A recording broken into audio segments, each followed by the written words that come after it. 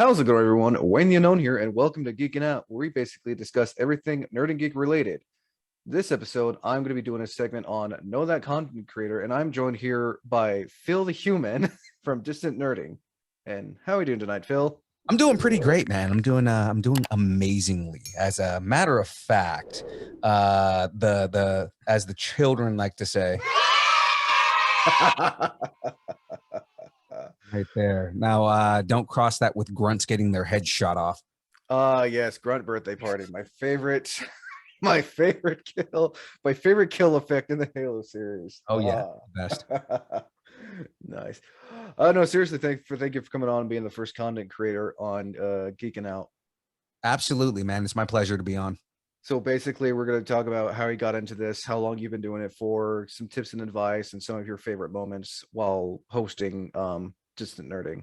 Absolutely, And yeah, of course, talk about the other people who are involved with Distant Nerding as well. yeah. And I'm happy to talk about anything. If anything that I say helps, then I'm more than willing to do whatever I And can. of course, this is also to get your guys' name out there too for those who don't know about Distant Nerding. Right, right. So how long have you been doing this for? So podcasting in general, I've probably been doing it for about 3 years. Well, maybe about 2.5. I started probably right before the pandemic started. So it wasn't like I started podcasting because of the pandemic. No, I started podcasting before the pandemic, but I started as a producer. So I didn't start as on screen or audio talent. I started off as a producer, and I actually did content for another show called Hardly Heroes. I've Uh, actually heard of Hardly Heroes. yeah, now I've heard sadly, of him. uh I've heard of him at a few cons down when I went to SAC Anime a few years yeah, back. they we kind of took over their duties. They used to be the official Colossus Girl podcast, and we had done a couple of other shows and other things along with that, but that show has since gone off the air. But I was at one point both me and James were both producers on Hardly Heroes. Now we had some creative differences with manager that was at Hardly Heroes, and we decided to part ways. And me and James kind of, we were like, well, here's all the ideas we had for Hardly Heroes. Why don't we do our own show, right? And thus, Distance Nerding was created and Very born of nice. two content producers on another show that decided to kind of come together. I used to do 5-minute news segments for Hardly Heroes. My Nice. nickname was Phil Burgundy. I was a direct ripoff of Ron Burgundy. I did an interview. Get right. I did an interview, and I was asked, Phil Burgundy, are you related to Ron Burgundy? And I was like, yeah, I'm his less talented younger cousin. you know, um, and I mean, I had a lot of fun doing that character. I would do these 5-minute news segments where it was, here are the top 4 stories of the week. And I would do a lot of like voice acting and things like that. A lot of voice matching. I've got whole segments of like that Phil Burgundy character meeting like Scooby-Doo or meeting Yoda. I actually have them on my phone, but I mean, like, Nice. and there's a lot of like sound production that was done, a lot of like audio engineering that I put into it, because I started off as an audio engineer, right? I'm actually, I have a degree in recording arts, so Very nice. that's also something that contributed to podcasting. Is like, here's a talent that I don't use anymore. I have a degree in. I can use it in audio content creation, and that's Put it kind to of, good use, pretty yeah, much. yeah. I did a lot of sound engineering and design when I did these things. So like, again, for example, I have a whole Yoda one where like you would think that I'm sitting in Dagobah because I have all the sound effects and the music and everything in the background. Nice. I'm also doing the voice. So like, there's this whole thing where, Phil ends up in Dagobah and he's like, oh geez, where am I now? And Yoda walks up, lost are you? right? Oh yeah, Pretty good Frank Oz impression right there. right. I was like, Nice. oh well, yeah, I kind of do this on a weekly basis, just get lost. Oh, what the hell? What the hell are you supposed to be? Right? President I am of this swamp. Yes. And he goes, well, I guess that makes sense for a little book frog with a cane. Hopeless you are. And rude. Yeah, I get that a lot. Nice. And it's things like that. Or like, he calls Shaggy and Scooby a bunch of dirty hippies. Right? Like, maybe he's the red helmet ghost, right? Like, Gross. Did that dog just talk? Nice. Like, yeah, it's stuff like that. Mickey Mouse is probably the one that like a lot of people on the side know me for, and I do a lot of like weird, odd Mickey stuff. So I mean, but most of the how are you guys doing? Nice. We're having a good time. So I have fun with doing things like that. It's I've always been fascinated with voice acting and voice matching and things like that. So that's like also something that kind of got me into content creation. So this all kind of started when you were working for Hardly Heroes back in the day. Right.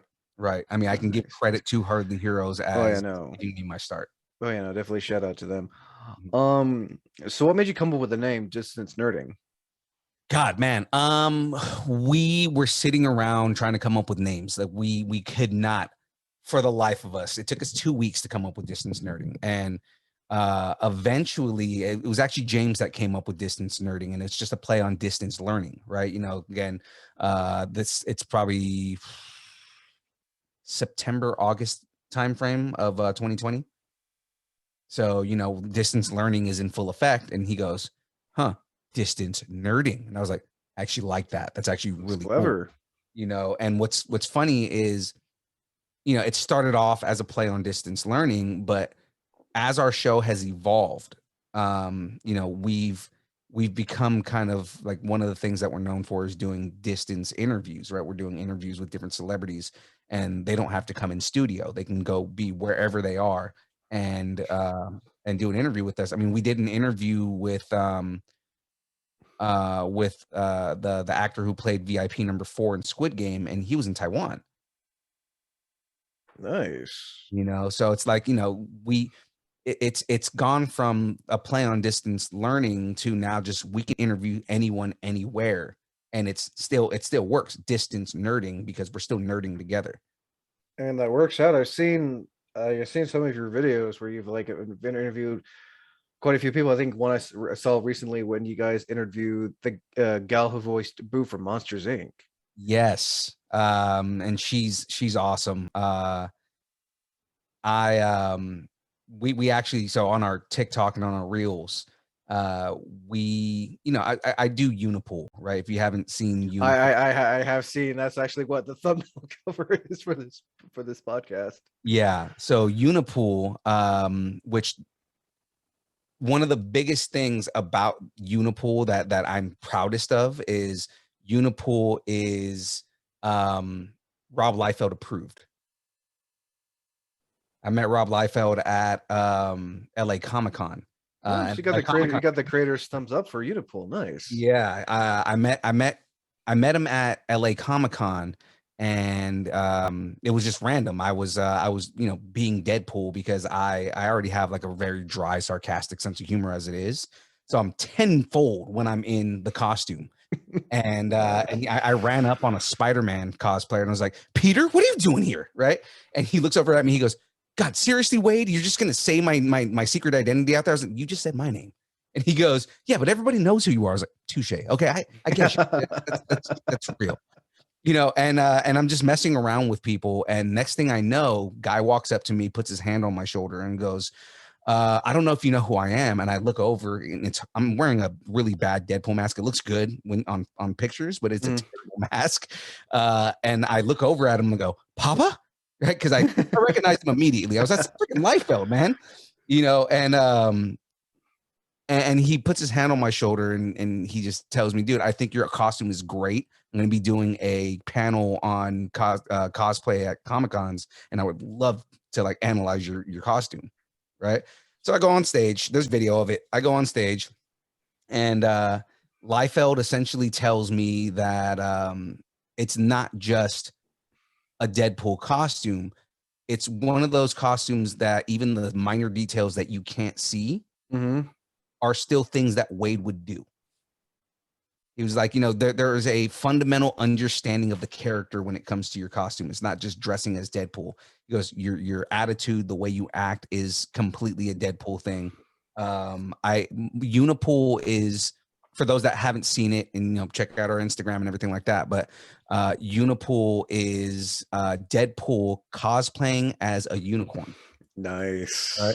The idea is, what would Wade do if he went to a Comic-Con? He wouldn't just go as himself. No. Right. You've seen a bunch. I mean, no disrespect against to any Deadpool cosplayer who cosplays as normal Deadpool, but you don't see a whole lot. You see a whole lot more of like the rare ones that people do themselves. Right.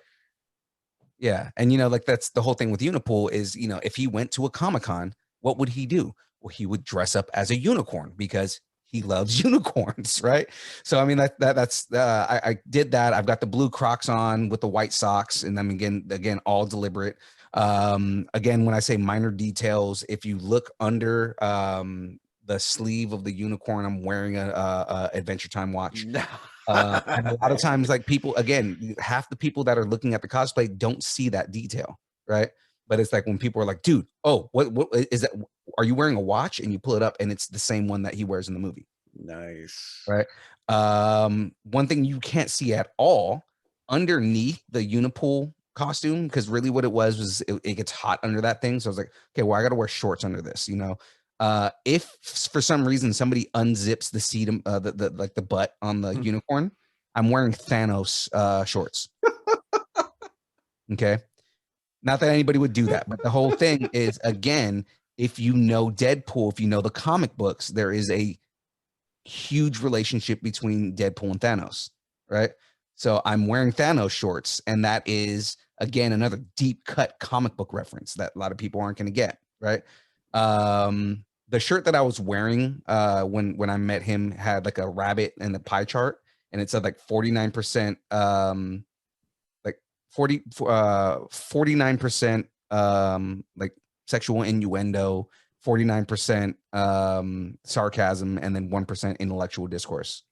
Right. Nice. I've got the swords, which were actually like custom Deadpool swords that I actually got at LA Comic-Con. I have a My Little Pony backpack over that. And then I actually have actual combat gloves on because like I've never actually bought the Deadpool gloves. I wear my own combat gloves. I'm also a veteran, so I'm wearing my own combat gloves on there. One of the things actually, so I recently ripped the mask on the back, and my fiance put it back together with gauze and duct tape, and I was like, oh my God, this is perfect. This is what he would do, right? So I still wear that. Because it's nice. When you see the gauze and everything on the back, it's like, oh yeah, he actually just went through something and he's not wearing a clean mask. It's a lot of things are, again, those subtleties, right? Oh, and then the biggest piece was when I was wearing that costume, when I put it together, the more, because I debuted at LA Comic-Con, I felt kind of naked around the midsection. So I at our hotel, there was a Macy's under on the bottom floor. I went down to Macy's, went to their basement, found a bunch of fanny packs, and they had a early 90s color, like neon colored MTV fanny pack. Oh wow. So I put that on, and again, those are some of the things that people are just like, it's not something you've ever seen Deadpool do, but it's something he would do. Oh, he definitely would do something like that. Yeah. So I mean, like that, and I mean, getting into that, that's the creation of Unipool. That's how that character came to be. And I got stopped so much at LA Comic-Con for people to take pictures with me. It was like, I did whatever I did the right thing. And I'm super happy about this. So I have continued to do Unipool. And the other thing I do is I walk around cons and I say the most ridiculous stuff. Right. And I'm like screaming at the top of my lungs. Actually, one of our most viral TikToks is me walking around going, mercenary for hire. Mercenary for hire. I need money. Mercenary for hire. Does anybody need anyone killed? Mercenary for hire. Mercenary for hire. 2-for-1. 2-for-1 special mercenary for hire. Right? I'll kill Wolverine for free. Right? So things like that. And so, fast forward Capitola Comic-Con. I decided, okay, well, we're going to meet Mary Gibbs, who's the voice of Boo. And I was like, okay, so if I'm going to meet her, what's going to make her laugh? Did the same costume, but instead of a unicorn onesie, I wore a Sully onesie. Actually, I think you guys have a picture of that on your Instagram. Yeah. So we had a plan. And what's funny is I never told Mary the plan, and she still fell in line, and the gag worked exactly how it played out in my head without telling her what I wanted to do.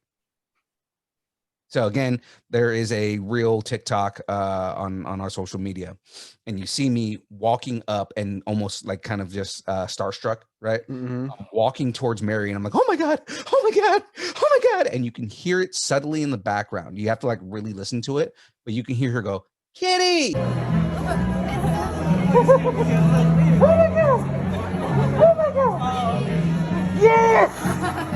Yes! Yes! I love the Deadpool. That's awesome. Exactly, yes! Can we get a photo? How? What'd you say? Can we get a photo? Yes, of course. If I could get one on my phone too. Absolutely. Yeah. And I drop to the ground and start crying. And that was the plan. That's what I wanted to do, but I didn't tell her, and it happened naturally.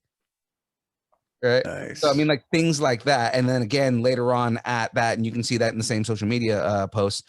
I had 2 costumes for Deadpool that weekend. I ended up putting on a Imperial officer's uniform. Right. And did Deadpool cosplaying as an Imperial officer. Because of course that's something he would do. Exactly.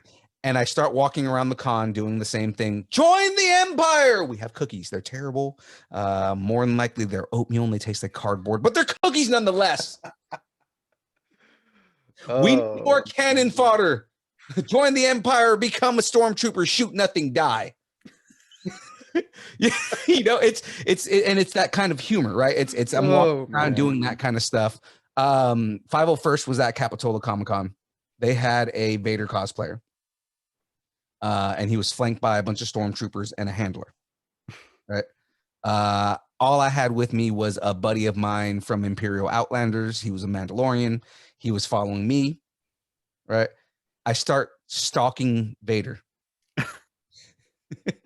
Oh, and the 501st was pissed. They obviously hated me, but I'm walking behind. I can take him. Fight me, Vader. I can take him. And they're just like, he's just gonna chop you in bits. I was like, and you think that's gonna kill me? Like, I'll throw my arm back at him. It's fine. Things like that, right? And it's I was pissing them off, but at the same time, I had a crap ton of fun as this character. Nice. So when you guys attend cons, not to cosplay, you guys also host your Distant Nerding podcast there too. What has that been like? And what was your first con hosting Distant Nerding? So the first time that we did a host, like the host of con was Powerhouse Comic-Con last year. That's in California. No, California? Yeah, Pleasanton, California. Oh yeah, one of Colossus Girl Entertainment's right. If you haven't checked Colossus Girl Entertainment on their cons, I highly recommend it. Yeah. And that show was the one that got us where we're at right now with Colossus Girl, because now we host all the Colossus Girl shows. Right. But that was the first time he kind of just like tried us out.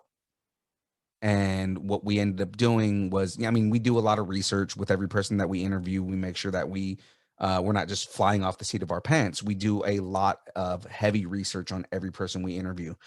Because we want to look professional, right? So, we make sure that they're good, that they're fun. We have a lot of nerdy questions that are in there. Like one of our staples is we will put a character that they played up against a character that somebody else that's a guest there played. And we'll say, we did. So Colossus Girl last year had a lot of like, or not Colossus Girl, Powerhouse Comic Con last year had a lot of kaiju actors, like actors from kaiju films.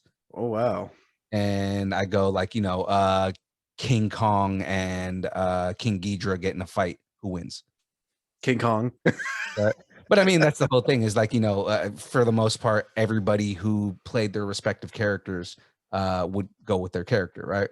Nice. But then the fun ones are when you get the off characters. So I did like, what was it? It was like Lassie gets in a fight with Mothra, who wins, right?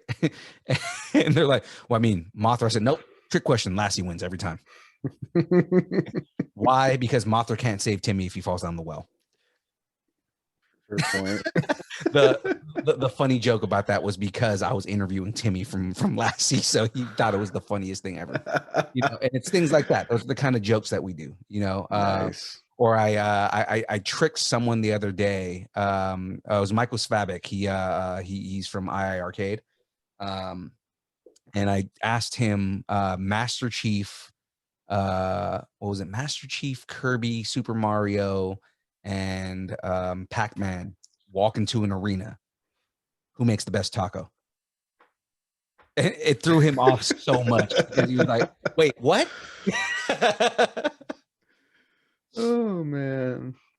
Things like that. And we try to have as much fun as possible. That started. One of the very first interviews I ever did was with Brandon McKinney, who is the storyboard artist and director of the Harley Quinn cartoon. Good show, by the way. Oh yeah, it's amazing, man. So like a lot of that artwork is his. Right? Nice. And he in doing research on him, I found out that one of his favorite characters is Aquaman. Right. And Aquaman. Right. I have to. Yeah. Wait a minute. I got something for this. If I can press the button. Yes, I bring my own laugh track. But so I asked him, just to kind of have him nerd out, because we were asking serious questions the whole time. And at first it started off as this is the same interview that I'm doing with every other show and every other thing everywhere. And I threw him off in asking this question because I said it with the most serious face, right? So, we had just got off of a question about his influences and who were his influences in animation and everything like that. And my next question, without breaking character or breaking face at all, go, all right, Aquaman fights Namor the Submariner. Who wins in a fight? Ooh. Right. And he goes, what? Wait, what? And I was like, yeah, Aquaman fights Namor the Submariner. Who wins in a fight? And his first counter question was, do they have an army or is it just them by themselves? And immediately I loved it because he got into it. You know what I mean? Like it said that was, I was thrown off on this, but I love this question. Let me actually take it seriously. And I was like, give me both. Give me if they have armies and if they fight one-on-one. Right? He goes, in a fight with an army, Aquaman wins. One-on-one, Namor the Submariner wipes the ocean floor with him. Right? Because they're both the king of Atlantis, but the thing is that army-wise, Aquaman does have a much more advanced army. I mean, not does he just have an army of Atlanteans, but he also has an army of sea creatures at his disposal. Exactly. Right. But then you get, and this is after like the Aquaman movie came out too. So I mean, now you have a different look at Aquaman. Oh yeah. But then we were talking about Namor the Submariner is ruthless, and he will not hesitate to cheat if he has to win. Mm-mm. So he was like, so in a one-on-one fight, Namor the Submariner wipes the ocean floor with Aquaman. I mean, I can't argue with that. Right. But I mean, like those are the kind of things that we ask, so that's kind of like how our interview style is. And because of that at Powerhouse, they enjoyed our work ethic, our energy, the way that we kind of go about things, and invited us to come back and host this year. Nice.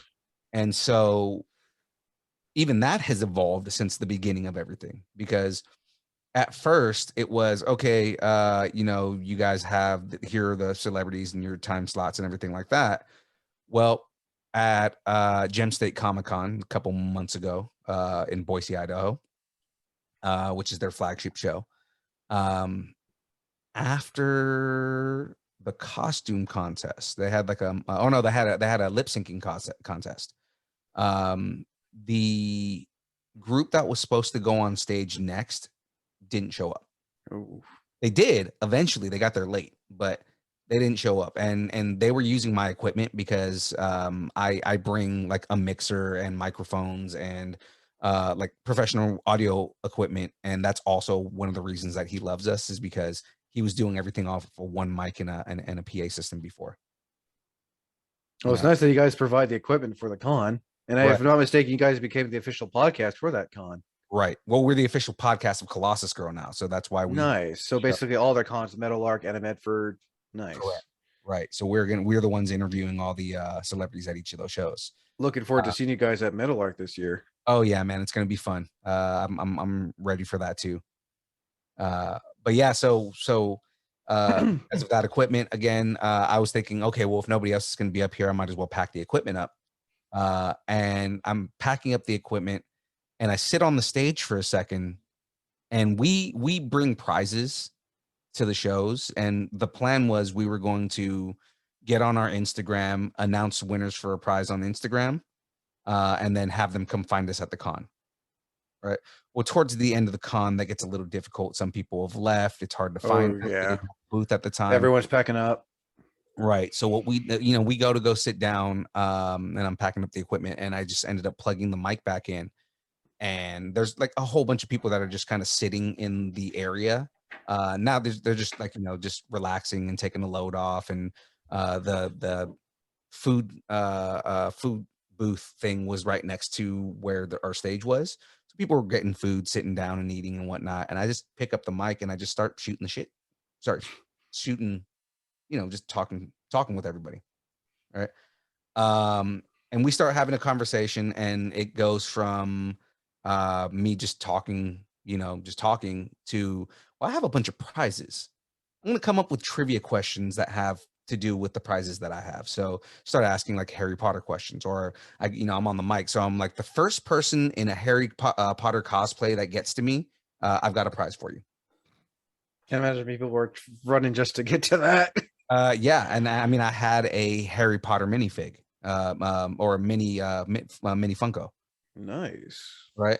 And I was like, okay, this was kind of cool. First person to name me all 5 Guardians of the Galaxy, I've got a pop for you, right? And I had a Rocket Raccoon Funko Pop, right? And then I opened my box and I had a Star-Lord one too. So I was like, okay, give me both of Star-Lord's ships. Even I don't know that one.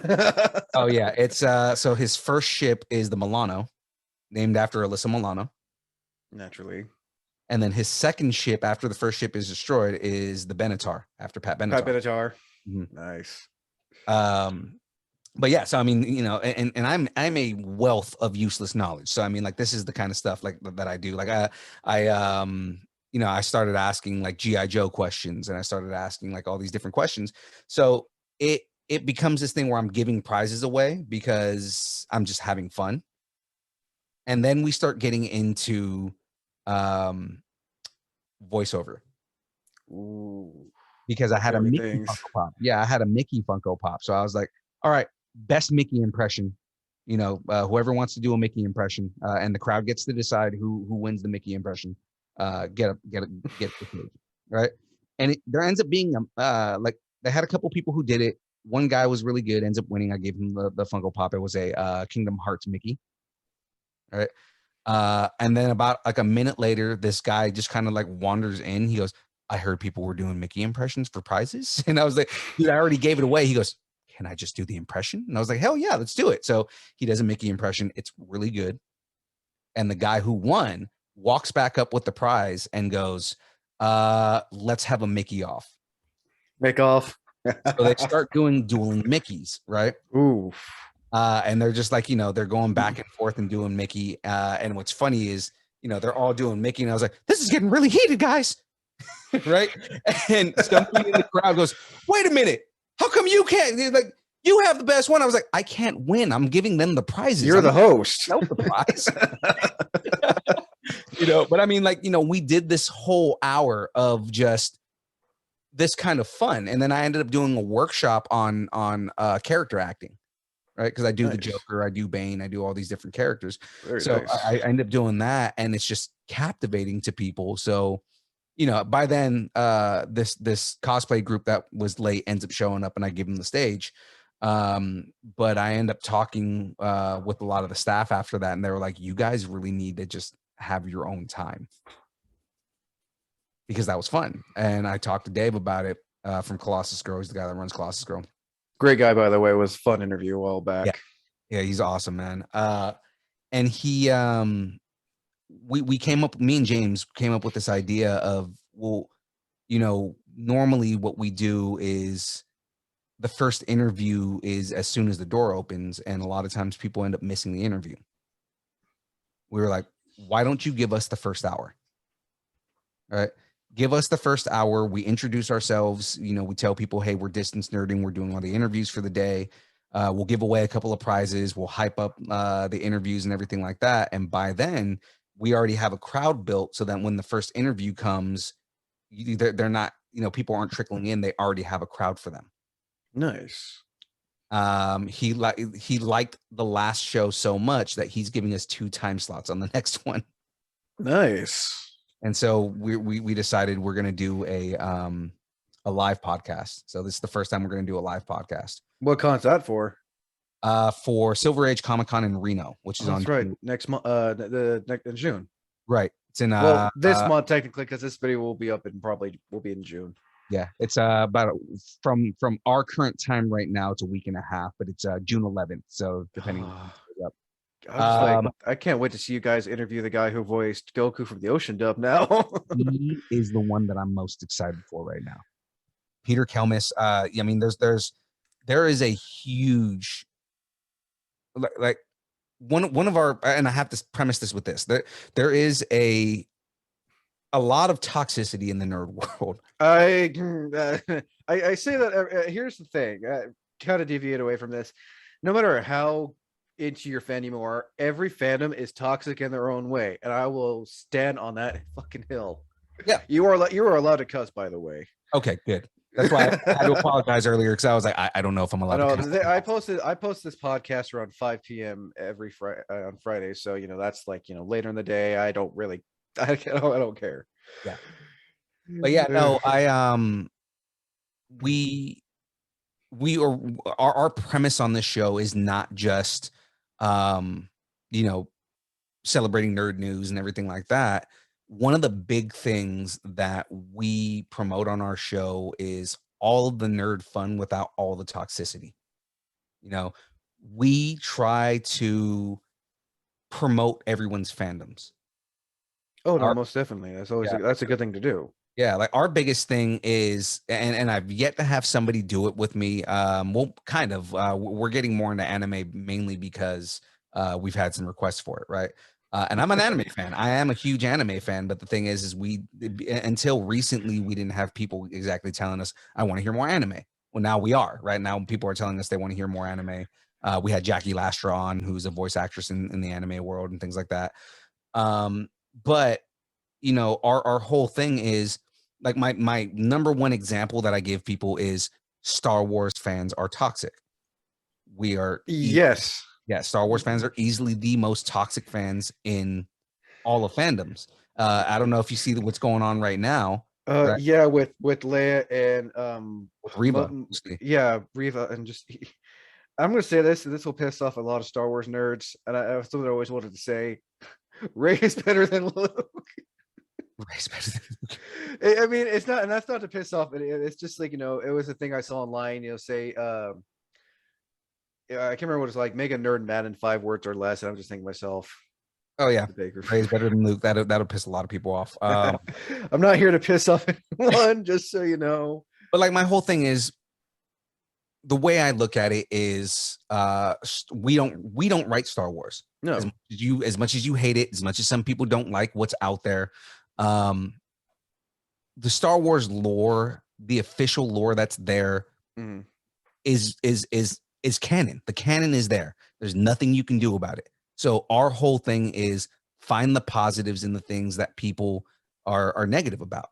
You know, um, a lot of people don't like the prequels. A lot of people hate the prequels, and some people are for. And now people are all of a sudden in love with the prequels. But for the longest time, the toxic base was we hate the prequels. We hate everything about the prequels. Well, we wouldn't have as much lore about Boba Fett if it wasn't for the prequels. Oh We no. wouldn't have clone troopers, which everybody universally loves. We wouldn't have Darth Maul, who is the number one fan favorite of all Star Wars fans. Everybody loves Darth Maul. There's not Well, I mean, he's one voiced by person- Sam Witwer in the TV show, and he's played by, oh god, what's his name? He played as Toad in X-Men.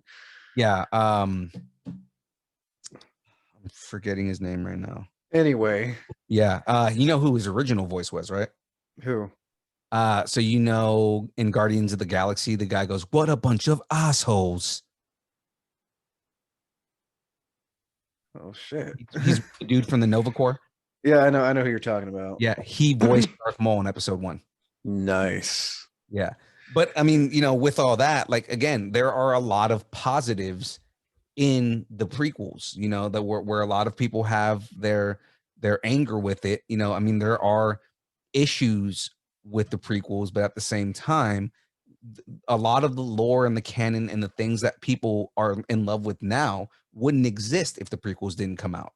Exactly. And I You- think that's the point that, well, I mean, again, that's what you guys are trying to bring with your channel. You're trying to show the positive side of these toxic fandoms.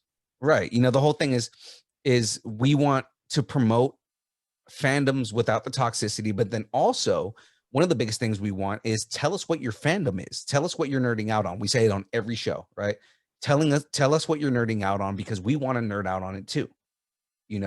Especially like the more ostracized groups, right? Like when you have groups like furries who kind of get the shit end of a lot of sticks. Mhm. You have bronies that get kind of dumped on a lot. The whole thing is we want those fans to reach out to us so that way we can nerd out with you. Let me advocate for your fandom so I can tell people why you love this property so much, or this community so much. Our whole thing is we want to be a positive, almost like safe space for your fandom. Oh no, most definitely. And from what I've seen you guys do, and another thing I like what I watch you guys do, I haven't fully watched it, are your Lego builds. Oh yeah, those are fun. I guess kind of what made you want to do the Lego builds for Distant Nerding? It kind of started off with I convinced for Christmas, because I don't live with my parents, but I mean, like, I convinced my parents to get me an AT-AT, to get me an AT-AT, Oh yeah, right? Which I don't know if you can see it. I can see. I can see it. I can see his big chunky legs. Yeah, right up there. Yep, right next to the TIE Fighter, and the AT-ST, and the Millennium Falcon. Mhm. Nice. Oh no, that's the Slave One right there, and that's actually the Razor Crest. Ooh, nice. But where it started was my parents got me the AT-AT because I wanted to get back into Legos, and I was like, well, I don't want to spend the money on it. And what better way to get back into Lego than to have my parents pay for it for me as a Christmas gift, right? So my parents got me the AT-AT, got me the AT-AT, and that just kind of reinvigorated my love for Lego. Like Nice. I as a kid, I was a big Lego fan, and I wasn't really into it anymore. But it was my mom, my sister, and my dad getting me this AT-AT, and that kind of just it kind of just blew up from there. Nice. Because I think the next build after that we did the NES. Oh yeah, is the one that comes like the little TV as well, The TV and and you can like turn the yeah, you turn the knob and Mario actually jumps around and everything like that. So like I started investing in Lego, and originally what I wanted to do was I had this idea.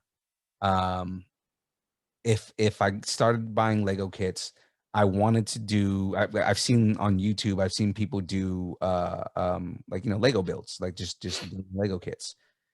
And but most of the time they're like like quick builds Speed and builds. speed builds and stuff like that.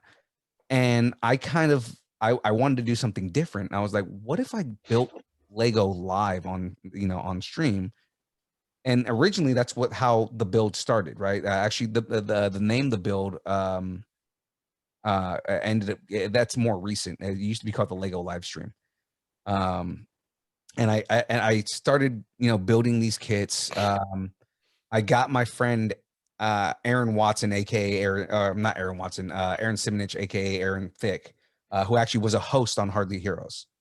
I got him to come on and just kind of shoot the shit with me, mainly Nice. because I needed somebody to banter with, because it gets boring when I'm just building a Lego kit and not talking. But then also because I needed somebody to manage the chat, so it was just like I need somebody to interact with the chat and everything like that. It started with that, and the first couple episodes were that, and then a couple of other friends would join in. It was like, oh, okay, now Agent AA Aaron Watson would come in, or James would show up every now and then, things like that. And I started building these Lego kits. And then what changed everything was C. Andrew Nelson. I heard that I heard from Gino that you guys did an interview with him at Capitola Comic Con. I think it Yeah, was. I've done at this point, between Hardly Heroes and Distance Nerding, I've interviewed C. Andrew Nelson 5 times. Oh, man, he's on my list of people to interview. Oh, dude, he's awesome. C. Andrew Nelson is a great guy. I mean, the guy played as Darth Vader in the 1980 special edition of Star Wars: Empire Strikes Back, and voiced Luke Skywalker in the old NES game. That's what I was going to say. Is he is the only actor that can legitimately claim that he's played Vader and Luke. Played father and son. Yeah, he's played father and son. And I mean, he works in visual effects and everything like that too. I mean, he's also famous for Galaxy Quest. He did a lot of the visual effects on Galaxy Quest. Nice. So I mean, C. Andrew Nelson is the one who changed the game, because literally. Yeah, I know. Can't see it from here, but I was building the Vader helmet, the head, the Lego head. Yeah, I've seen those, and you could buy little LED lights to go with them. Yeah, they're all up there. Venom, Carnage, Darth Vader, Fett, Batman, Iron Man. Nice. Yeah, I have Boba Fett too, but my fiance took that to work and has been sitting on her shelf at work. It's like, fine now. Which is funny because she's not a big Star Wars fan at all, but she was like, this would be cool to put in my office. Hey, a little piece of you will be with her. Exactly, right. So I'm building the Vader head, and I thought, wouldn't it be cool to have C. Andrew Nelson come on and we interview Vader while I'm building Vader? Nice. Be like a super meta thing, right? So he agrees, he comes on the show. He has so much fun because I've always done 2-hour sessions, so that way it's not like you get bored. So I end up having half built stuff, and it kills me because I can't finish it. But I for the fans and for the people who watch our show, I can't finish the build without them. So that's why I do everything every Monday. And I did a 2-hour session. I got halfway through the Vader head, and after the show, he we were doing a post interview, and he goes, hey, do you mind if I free up my time on Monday? Do you mind if I come on again next week? Because he had a lot of fun. And I was like, yeah, dude, come on. Right. So he comes on 2 weeks in a row, and that becomes our catalyst for, we need to start booking celebrities on the show and doing interviews while I'm building Lego. All right. It's almost like the Kevin Hart interviews people in an ice bath kind of thing. I'm doing an activity while I'm interviewing a celebrity. And I actually skipped this part, but earlier in the show, when we were trying to figure out, content and stuff like that, Aaron used to be improv comedian, so he would do like a lot of improv and stuff. But we could only get so far, so we started coming up with like let's do like a best of, right? So we'll do like we'll do like a top 20 list, and these are our picks for like the best movie car, or the best character from this franchise or something like that. And one day we decided to do a tournament bracket for, I think, Disney princesses, right? And that became a staple on the show. So now where the show is at, and as it evolved, my fiance's mom actually was saying, hey, or no, she was calling it the build for like the longest time, because she watches the show and she interacts in the chat, and for the longest time she kept calling it the build. And my fiance goes, yeah, so what are you building this Monday on the build? And I was like, what the hell's the build? She goes, oh, that's what my mom calls your Lego live stream. And I was like, that's a great idea. She goes, yeah, actually probably call it that. So again, I credit my fiance and her mom for calling the show the build.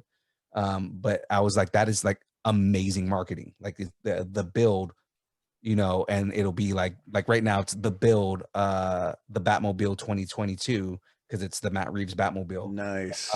And then with whichever celebrity that we're interviewing for the week, right? And what I ended up liking was when we did the C. Andrew Nelson one, he ended up staying. The first interview, he ended up, because we were going to do an interview with him and then go to us just doing this bracket that we were doing. And I want to say we were already doing the best Star Wars character, right? And C. Andrew Nelson, what blew my mind about it was you weren't just getting this droll interview with a celebrity. You were actually getting to peek into his mind, and you were getting a major humanization. I mean, they're just like us, right? In every sense, Yeah, they play these well-known characters, but in reality, they're just like everybody else. They eat, breathe, sleep, the same air, food, whatever we do. Yeah, and you get this like whole, his thought process and why he picks certain characters, and why he likes this character or why he doesn't like this character, and you get to see that celebrity nerd out like the rest of us, and that was like inspiration for me.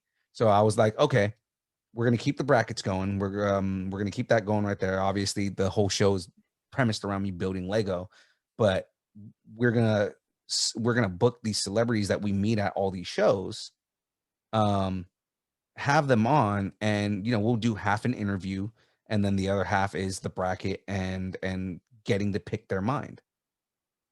All right. Nice.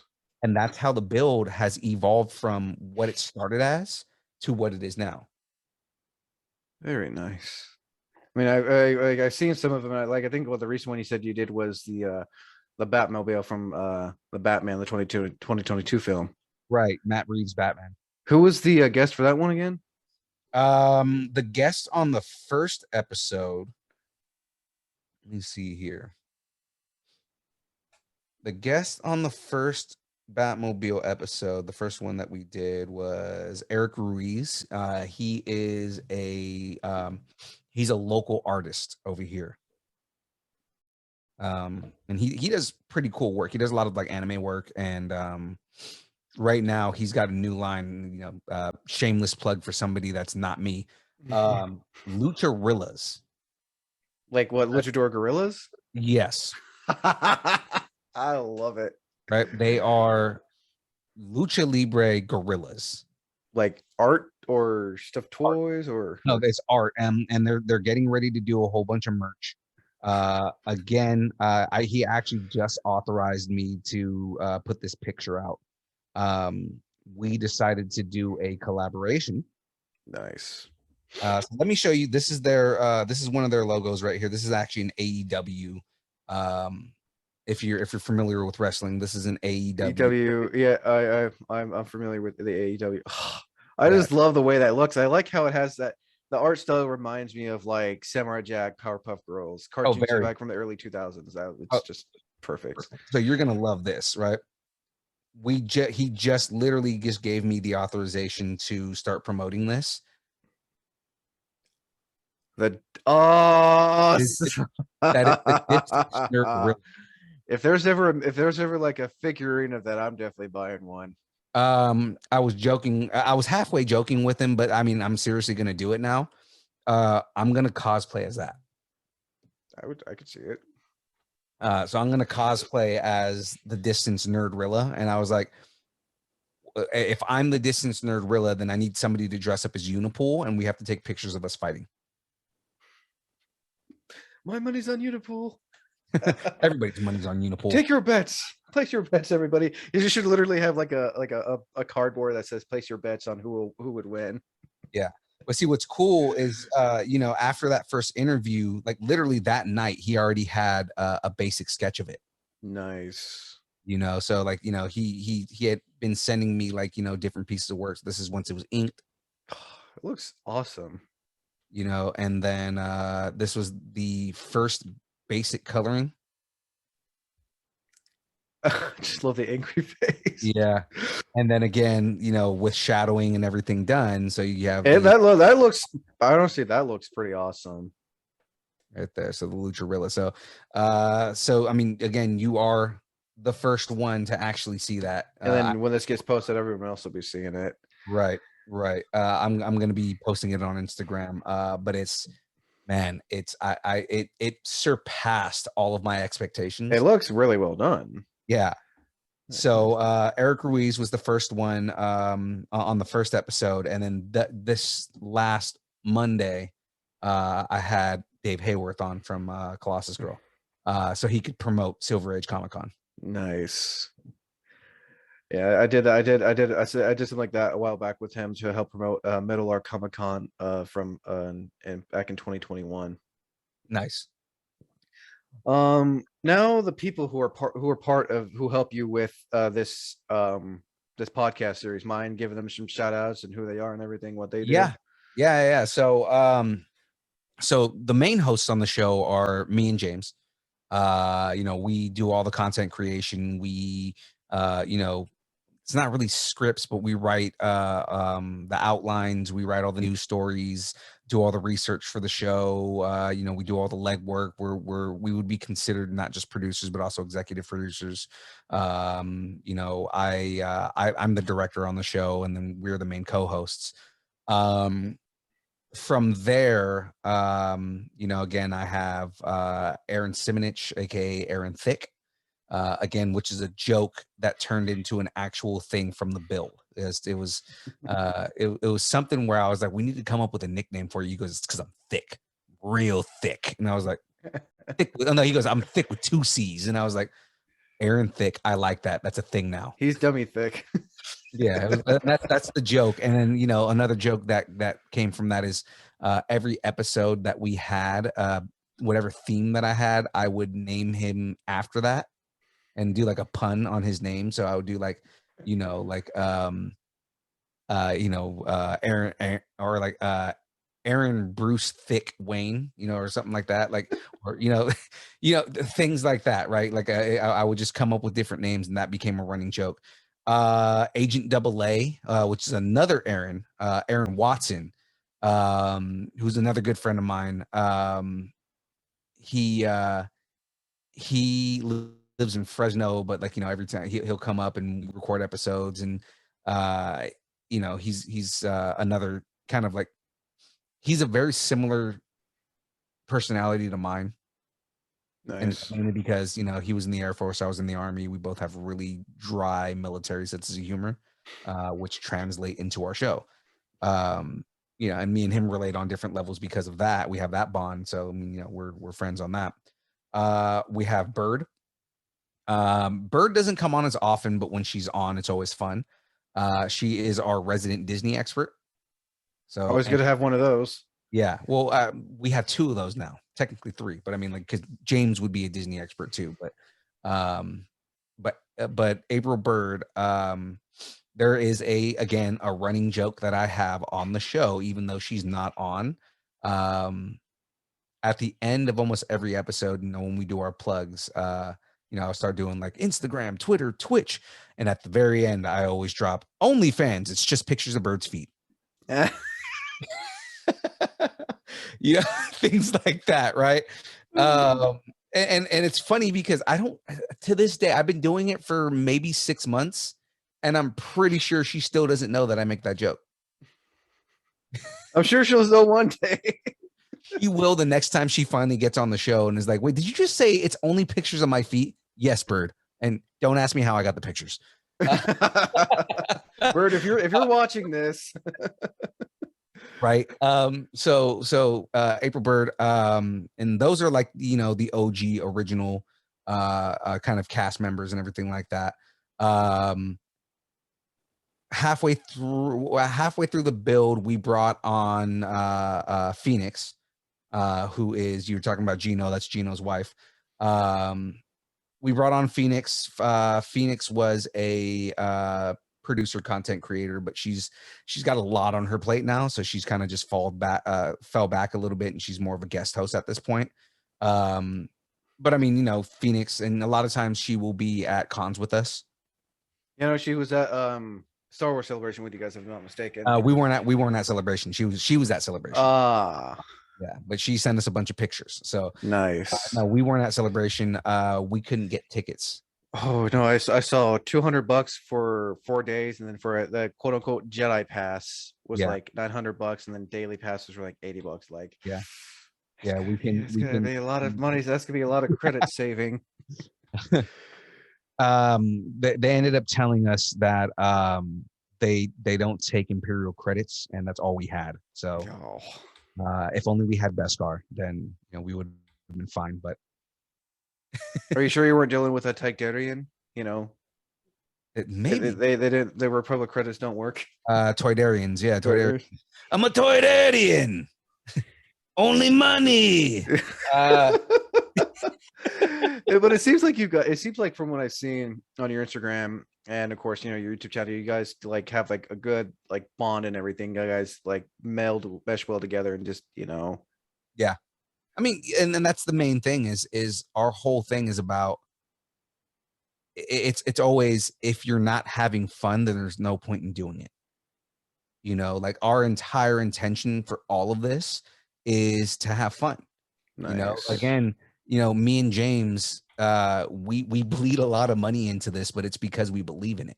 Oh no, then I think for any content creators who are serious about this, I mean, as long as you're having fun, that's all that matters. Yeah, and that's the thing, is that we've kind of come together and said that when we stop having fun is when we stop doing the show.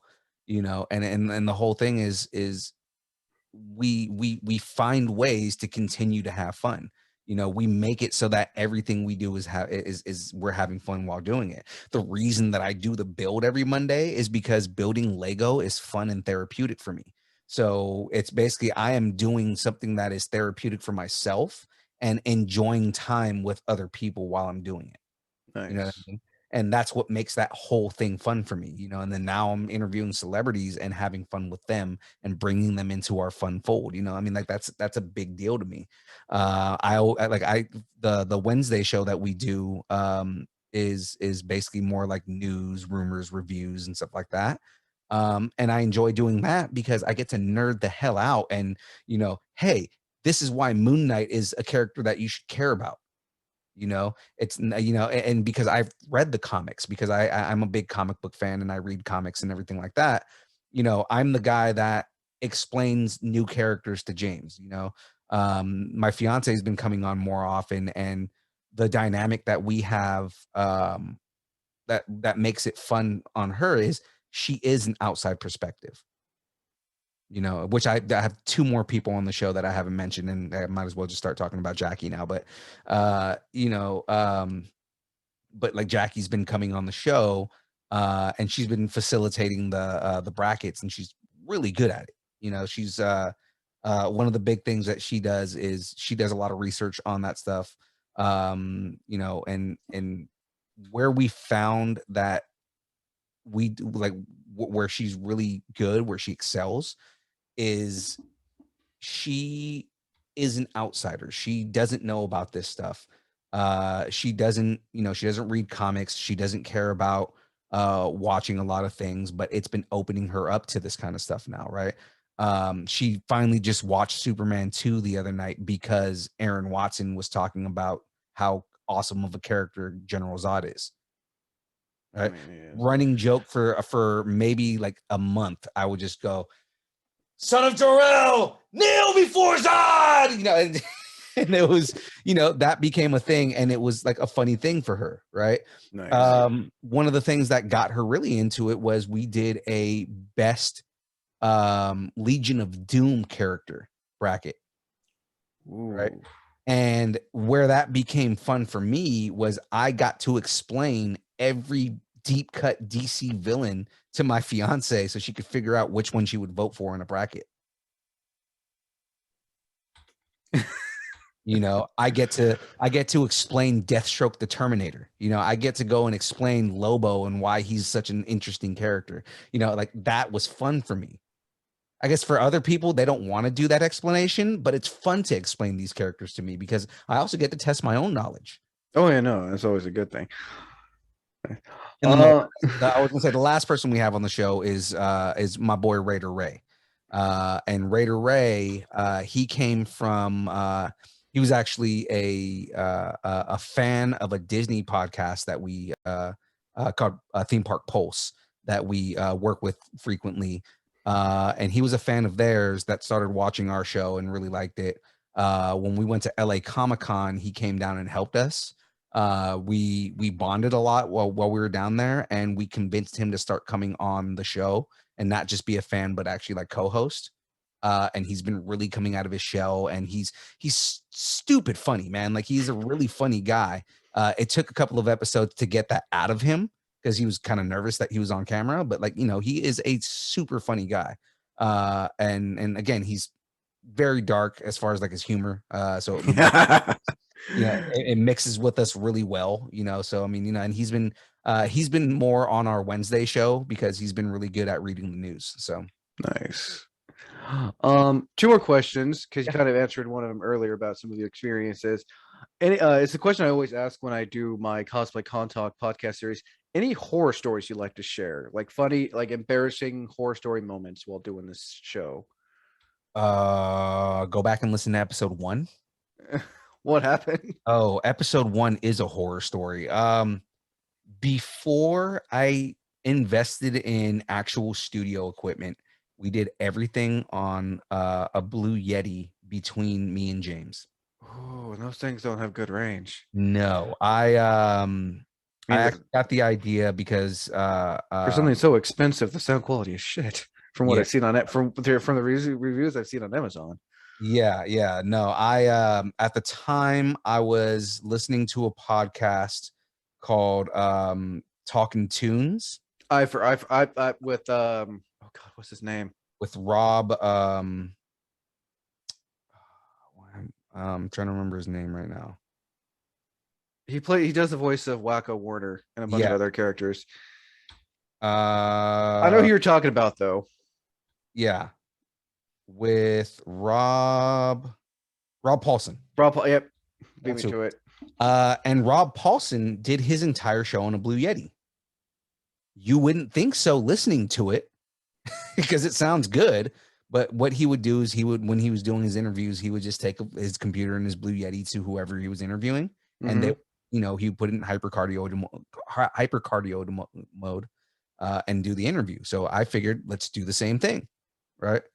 It sounded like beyond shit. It was so bad.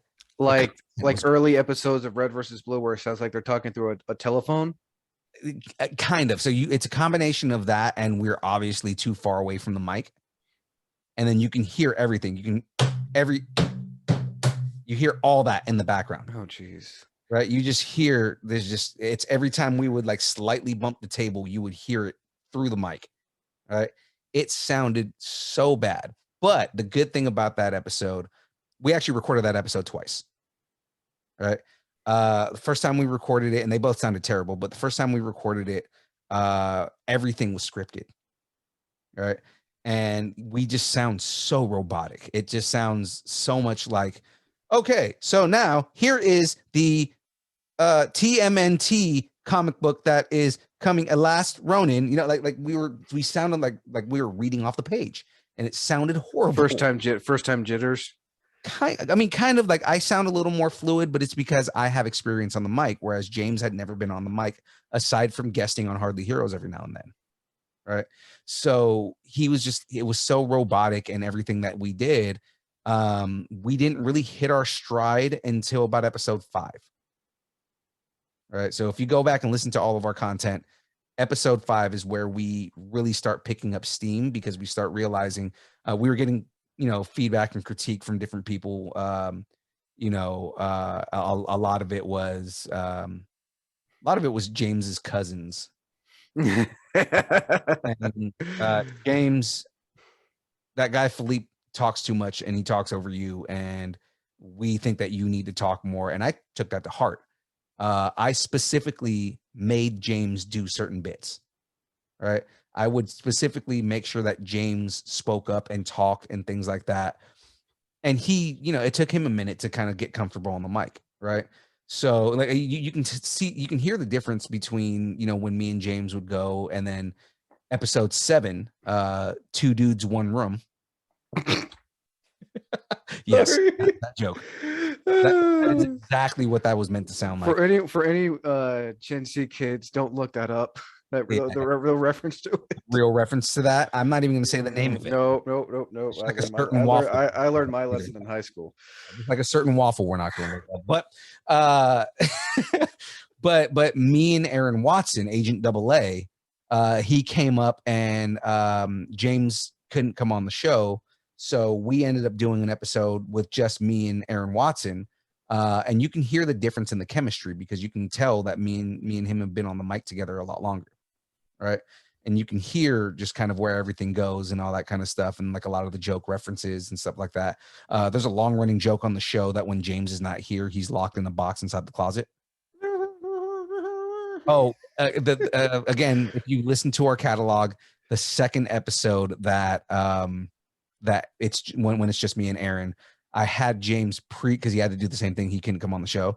I pre-recorded a bunch of stuff for him to say, and then made it sound like every now and then I'd look over and I'd be like, James, if you can hear me, blink twice. Right. And he would be like, hello? Can anybody hear me? Like things like that. We would do stingers on the end of the episodes, and he goes, Anna, Elsa, they're not here. We're not, just like jokes like that, right? So we, it's the chemistry got a lot better. Me and James's chemistry has always been good, but his comfortability. Yeah, that's the word. Yeah, comfortability. Yeah, got a lot better over time. And of course, being an audio engineer, I would fix a lot of stuff in post too. When we started going to the live model, because now the download, the show that we do on Wednesdays, is now our podcast.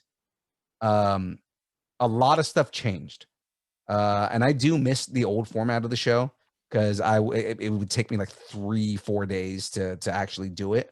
But I would do the audio engineering, and then I put sound bites through the entire episode. Nice. Right. So you would have all these sound bites to just kind of like, keep it funny and keep it flowy. And I had a lot of intros to different segments and stuff. I just, recently added them to the soundboard so we can start bringing some of those feelings back. So like, when we do shout outs at the beginning, which is also our sponsor plug. But first, let me get a shout out. Right there, right? Because I don't know if you know that song, but the line from the song is let me take a selfie. Mm-hmm. Yeah. Oh, I'm familiar with that term years ago. So I cut out, let me take a selfie, and just and we go, let me get a shout out. A lot of times I would have our guests do that, right? And nice. Have the guests go, let me get a shout out. And then, when we do rumors. I don't know where they getting their news, but I'm not mad if tonight it comes true. Ooh, let's got some rumors. I wanna start some rumors. Nice. With you. I wanna start some rumors with you. Nice. And then the other one that I have on here, my intro to the download, which is actually the name of the Wednesday show now. that our news segment was always called The Download. And when we decided to start doing live streams for the show, we were like, okay, well, the idea originally was we're going to live stream the news and the rumors, and then all the other content that'll free up, the other content for us to record on the podcast. Now the entire podcast is that Wednesday show. Nice. Right. And my intro to that segment was The Download. Man, And again, all of that is audio engineering that I created. I created all that from scratch. that's So, impressive. things like that, so I mean, it's that's kind of like where everything, we don't do that version of the show anymore. So now we're doing the show on Wednesdays, and sometimes we'll have celebrities on and guests on for that as well. But for the most part, now our podcast is that live stream, and I kind of miss the old model every now and then because I had a lot of fun doing it. What I don't miss about it is the 4 or 5 days that it would take to edit the show and get it out versus now in the model that we have. I literally have the episode out same night. Nice. Right. So, I record the episode, I throw it in Logic because I do all my editing in Logic. I do some slight tweaks on it for as far as the audio goes. I remove dead space. I remove the I'll put a de-esser on it, and kind of like kind of change different aspects of the audio, and then I add in a parental advisory disclaimer at the beginning of the episode because we used to be a family friendly show. Mm-hmm. When we went live, I can't control the people who are on the show, and all kinds of stuff comes out on there, and I feel that. yeah. So I started I made a nerdy / funny intro or like a disclaimer at the beginning, right? It's a I'll show it to you real quick, and it's super nerdy, right? And the idea is to also still play to our crowd. Turn this on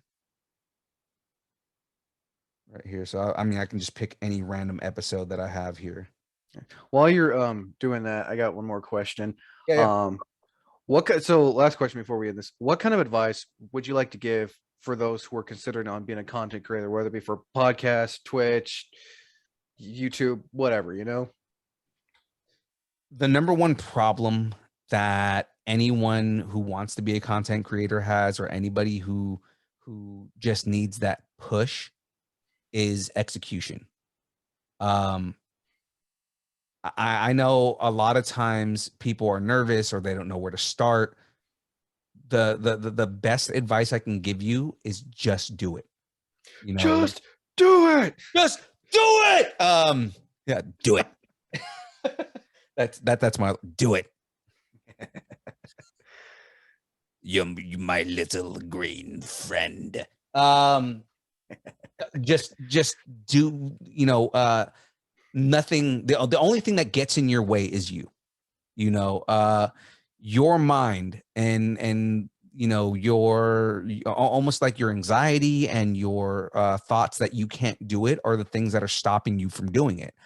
My advice is just turn on a camera, turn on a microphone, hit record, and just do something. Like you might just come up with something creative, or maybe you script something out, or I mean, literally, I gave you guys a whole spiel about the build, but that's how the build started. This is what I want to do. I don't know what I'm gonna do on here. Literally 5 minutes before I hit the go live button, I asked all my friends, please, can somebody sit on stream with me? And Aaron was like, sure, let's do it, right? And that literally became this our staple show. Was just me nervous about this concept that I had and just doing it. To quote David from Prometheus, big things start with small beginnings. Right. That's 100% true. Don't allow yourself to hold you back. No. It's dive in head first and fix it later. I wholeheartedly agree. Mhm. Any last thing you'd like to add in before we end this? I mean, that's pretty much it. Again, if you're thinking about being a content creator, if you're thinking about doing anything, if you think that you're not creative, if you think that people aren't going to like what you do, just remember there's an audience for everything. Just go out there and do it. Create whatever's in your head, be creative, and then also learn how the algorithms work. Learn how TikTok and Instagram, literally, you don't have to even do anything super creative. All you have to do is like the way to beat those algorithms is just posting daily. Oh yeah, no, I'm slowly getting better with that, especially with my gaming videos on YouTube. Like they're finally starting to grow traction because I know everyone on YouTube does gaming videos, so it's like, yeah, I live stream games on Twitch. Nice. And I get a little disheartened every now and then, and because I don't have very many followers on that. Most of the time it's people who watch our show that end up going on. I've been slowly getting kind of just random people popping in and being like, dude, you guys are hilarious.